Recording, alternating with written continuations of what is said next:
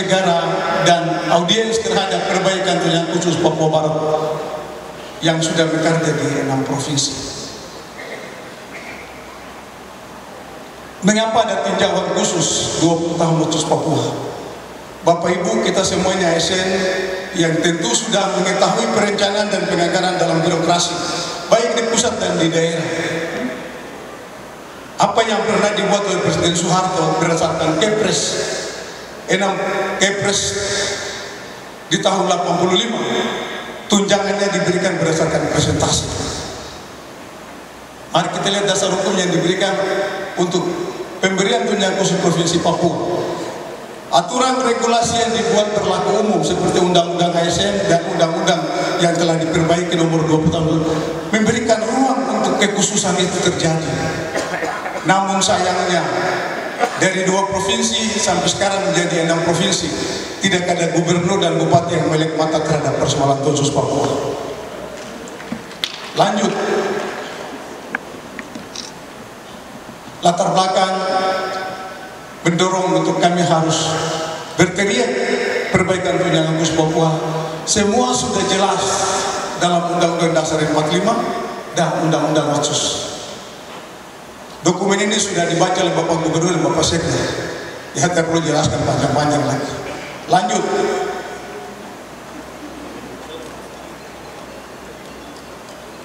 kita masuk kepada tabelnya saja nih. Yang kita main deh kata-kata lagi, tabelnya saja. Waktu cuma 5 menit. Andi tolong tabelnya saja. Tabel.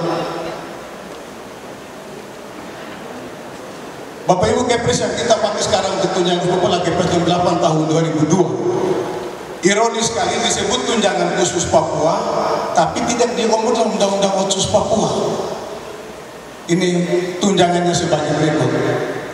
Langsung dan tabelnya saja. Ya, Bapak Ibu, ini Kepres 3 tahun 85 diberikan oleh Presiden Soeharto yang berlaku di Provinsi Irian Jaya. 63% kali gaji pokok untuk golongan 1, golongan 2 70% kali gaji pokok, golongan 3 76 dan golongan 4 79. Pada saat itu pasti Bapak Gubernur juga terima karena jadi dosen di Unceh. Ini yang paling menguntungkan. Lanjut ke tabel saja. Ya, Bapak Ibu, tunjangan yang kita terima hari ini, golongan 1 itu Rp200.000.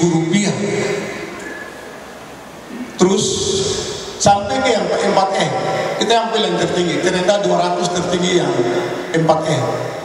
Naikkan tabelnya lagi.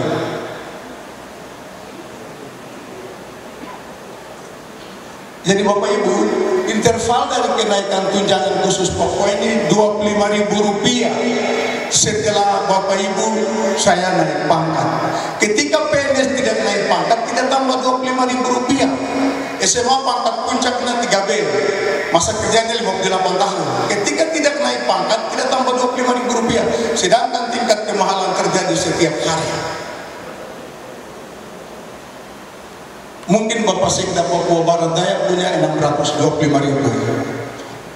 Bapak staf ahli 4C pasti Rp575.000. Hanya untuk beli tomat saja.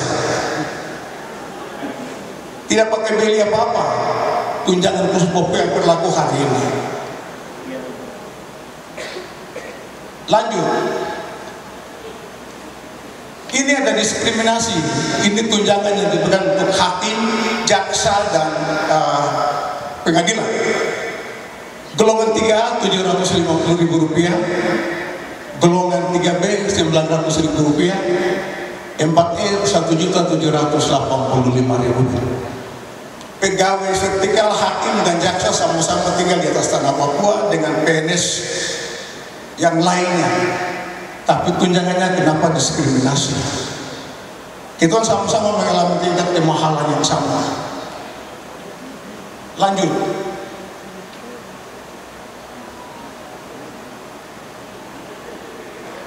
Implementasi otonomi khusus Papua dan Papua Barat merajut martabat orang asli Papua dalam identitas NKRI.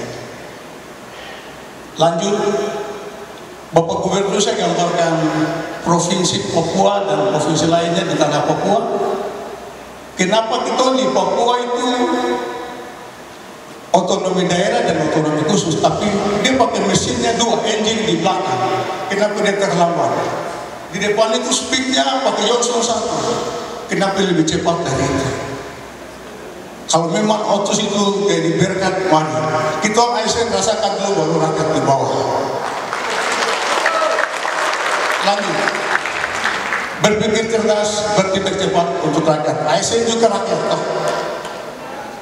ASN adalah jantung negara, ASN sejahtera, negara kuat. Yang terakhir moto dari Gubernur Papua Barat Daya, kita kuat karena kita bersatu. Saya titip pesan ini kepada Pak Gubernur, 6 kabupaten, 1 kota sama Bapak Gubernur, berarti kita kuat. Kapan kita mau aspirasi ini ke Jokowi sebelum Jokowi turun, karena susah waktu 8 bulan. Terima kasih, Tuhan berkati. 1, 2, 3. Terima kasih. Bapak Ibu silakan. Sesudah itu dia kasih saya dokumennya.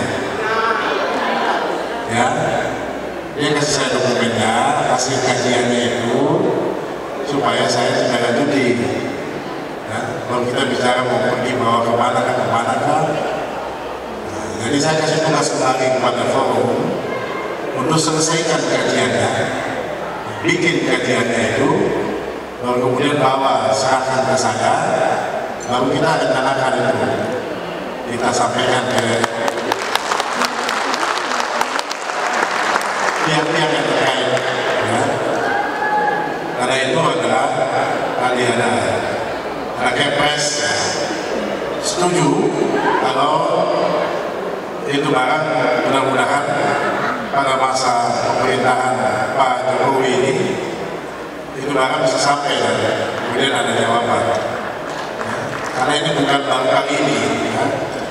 Jadi saya ingin menyampaikan pada saat kita pembahasan perubahan undang-undang otsus itu, ini barang juga sudah dibahas. Ya. Sudah dibahas. Jujur saja saya harus sampaikan waktu itu teman-teman dari Kementerian Dalam Negeri sudah sepaham bahwa ini perlu ditinjau yang namanya tunjangan Irian dulu itu, ya, dan kemudian menjadi tunjangan Papua itu. Tapi kemudian dibilang itu nanti masuk di PP, ya, cukup diatur dengan PP, tidak usah dimasukkan di dalam perubahan undang-undang. Jadi kita harapkan kemarin ada disebutkan sedikit paling tidak, tapi kemudian disampaikan oleh DPP sudah jadi bahwa ini tidak pas di PT, karena itu Kepres, jadi nanti kemudian dibicarakan lebih lanjut. Jadi masih menghambat yang urusan itu. Tapi Bapak Ibu sekalian, sebenarnya dengan kebijakan pemerintah untuk kita di wilayah ini, terutama dengan TPP kita, harusnya bisa kita mengakomodasi juga itu. Ya. Jadi TPP yang kita yang mungkin di masing-masing kabupaten kota termasuk di provinsi, kita kan ada TPP-nya dengan penghasilan itu, ya. Tapi yang tadi, yang ini, ya namanya usaha harus tetap dilakukan, jadi soal, ya. Tugas kita kan berjuang. Tapi apapun nanti keputusan, itu kan keputusan nasional. Tapi satu hal yang penting, Bapak Ibu, mungkin saya punya pikiran agak berbeda. Kita sekarang bagaimana tempat kita ini kaya, ya. Tanah ini sudah dianugerahi Tuhan dengan kekayaan yang potensi yang luar biasa. Jadi kita jangan kejar itu transfer pusat sampai kita lupa memanfaatkan potensi kita ini. Kita harus berusaha untuk menambah ini PAD kita, menambah potensi kita ini. Kita harus bicara dengan pihak terkait, ya, untuk hak-hak kita itu diberikan. Sekarang ini banyak hak kita tidak diberikan. Saya sudah bicara dengan beberapa perusahaan-perusahaan di sini. Saya mau, walaupun karyawan yang kau bawa dari luar, tapi dia harus terdaftar NPWP-nya harus terdaftar di sini, supaya pajak penghasilannya itu masuk di sini. Papua, barang saya merasa sendiri.